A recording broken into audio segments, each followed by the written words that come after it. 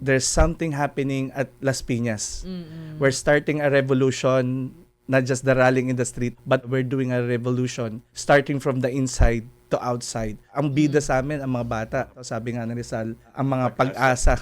Ngayon mukhang ang kailangan ng mga bata ngayon pag-asa. I feel the feeling ng mga batang hindi ka nabigyan ng equal opportunity. Bago po ako napunta sa ganito estado, nasubukan ko pong mag-construction worker, nag-janitor po ako, nag-kargador po ako. Kanin, sabaw, asin ang ulam mo, nasubukan ko po yun.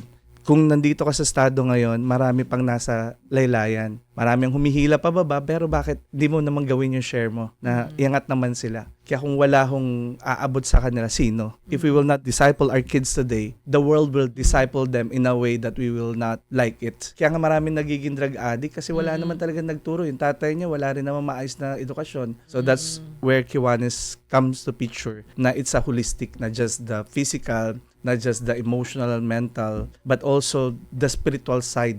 We're doing a sustainable program po para sa kanila. Kasi it's easier to feed actually. Magbigay ka ng lugaw ngayon, tapos pwede mo na iwanan. Pero for Kiwanis kasi we wanted our programs to be more sustainable. Where in fact, one child ang mabago lang natin ang buhay niya, it will have an impact sa family. It will have also impact on the community. It's somewhat more rewarding, more than money can buy.